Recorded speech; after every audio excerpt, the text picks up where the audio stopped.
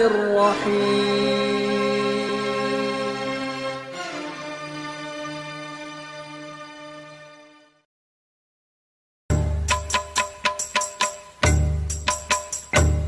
يا نبي السلام عليك، يا رسول سلام عليك، يا حبيب سلام عليك صلوات. بسم الله الرحمن الرحيم. السلام عليكم ورحمة الله وبركاته.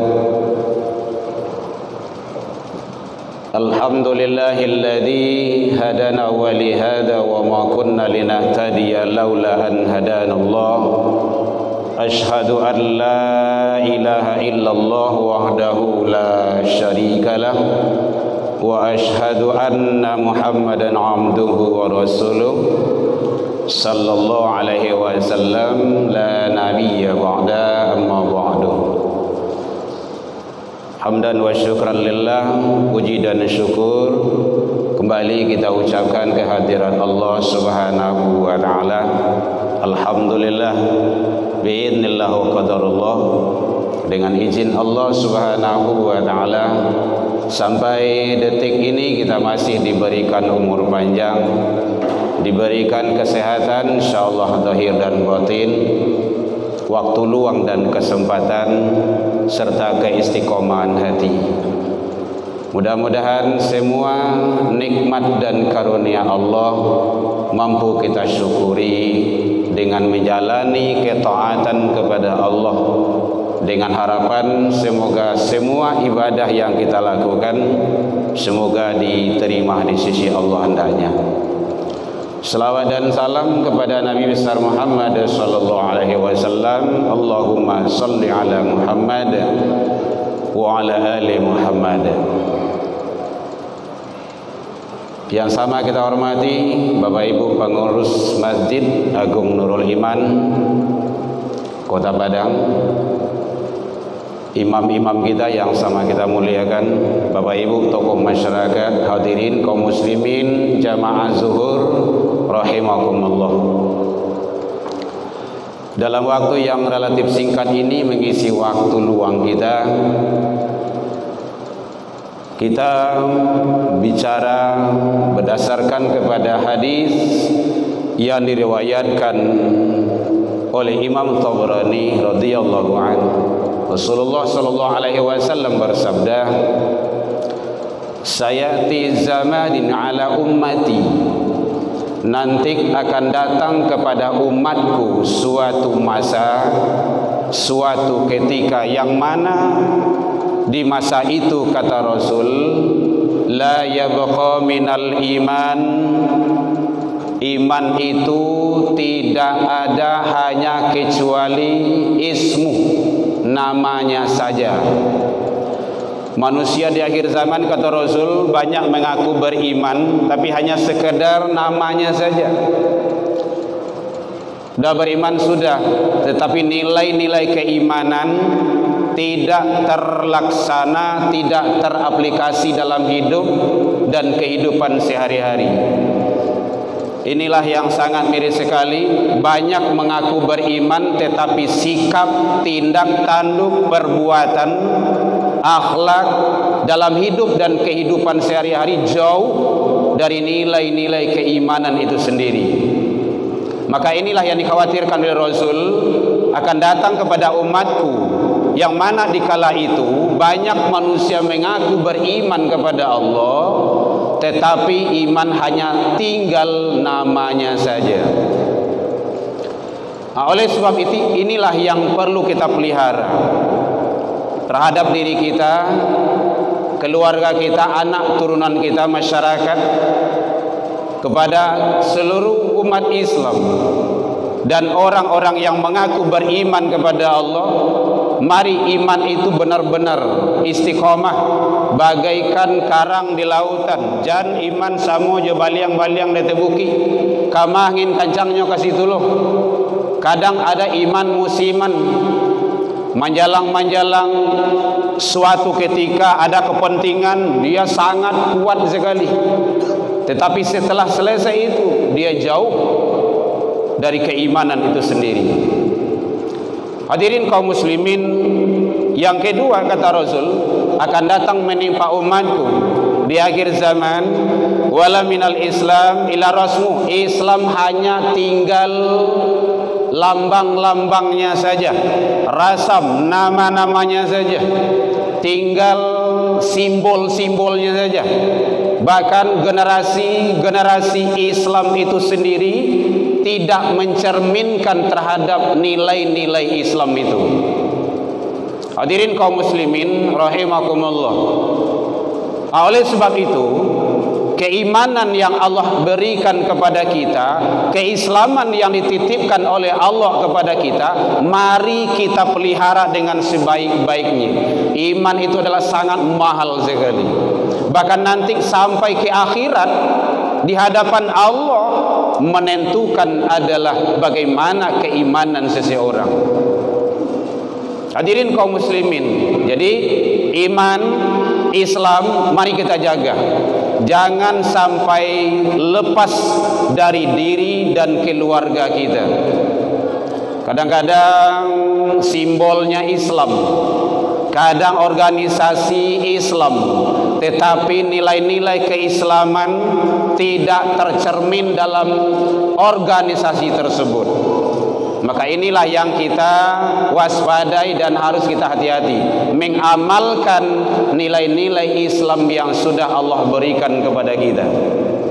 Hadirin kaum muslimin, wala minal Quran ila darsub.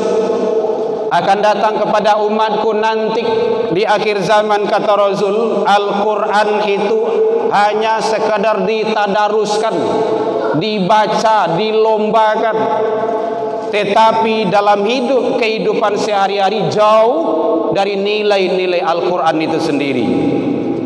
Inilah tentu tidak kita menginginkannya. Bagaimana menurut Syekh Muhammad Abduh, belumlah dikatakan sempurna seseorang itu dia pandai baca Al-Quran tapi tidak tahu artinya. Belum juga dikatakan sempurna seseorang itu imannya, Islamnya, pandai baca Al-Quran, tahu terjemahan dan artinya, tapi tidak mengamalkan dalam kehidupan sehari-hari. Orientasi nilai yang diharapkan di sana adalah pandai baca Al-Quran, tahu, faham makna, arti, maksud dari Al-Quran yang dibaca, dan mengamalkan dalam hidup dan kehidupan sehari-hari. Inilah hakul mukmin kata Rasul. Hadirin kaum muslimin rahimakumullah, yang paling mengkhawatirkan adalah akan datang di suatu masa di kala itu kepada umatku kata Rasul, himmatihim butunihim, cita-cita manusia adalah mengisi dan mengejar perut. Parui, sekolah sama dengan ijazah, ijazah sama dengan lapangan kerja itu adalah orientasinya perut.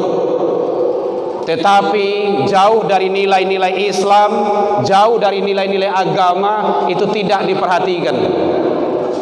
Hadirin kaum muslimin, maka Islam mengajarkan, membimbing, menuntun kita bagaimana kita bersikap, berbuat, bertindak sesuai dengan aturan Allah, menurut hukum-hukum yang telah ditentukan oleh Allah. Jadi mencari, mengejar dunia ini kita boleh, tetapi jangan sampai dunia ini membuat kita terlonta-lonta, teraniaya, apalagi nanti di akhirat, bahwa kehidupan akhirat jauh lebih lama dan abadi ketimbang dengan kehidupan di dunia ini.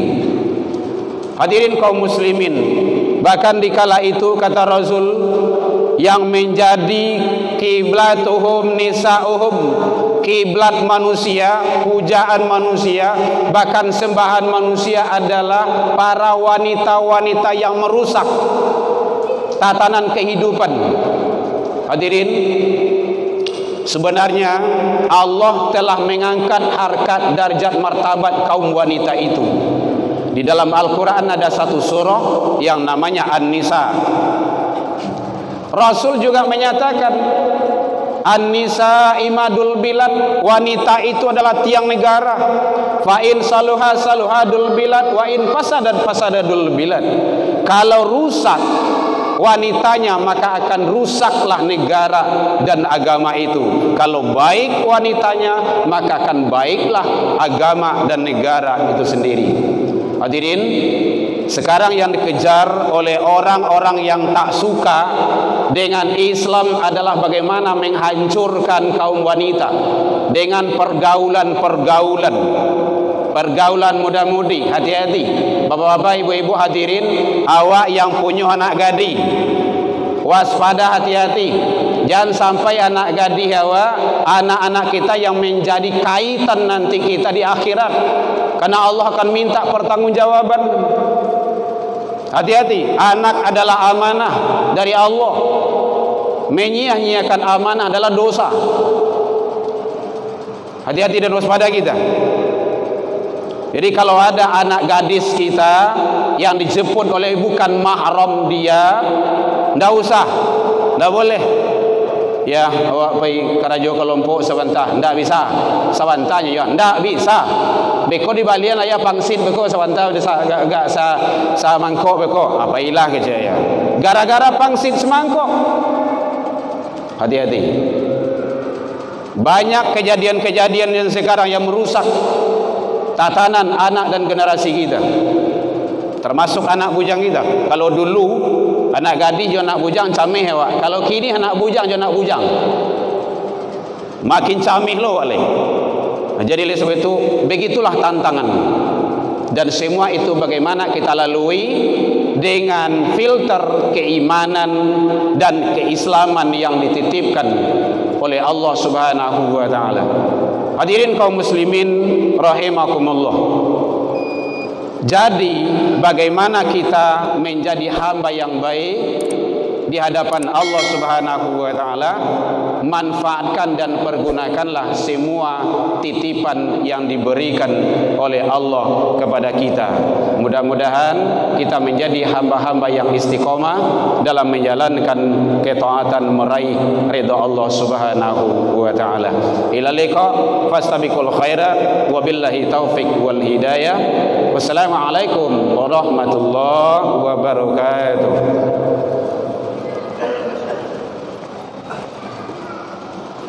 Allah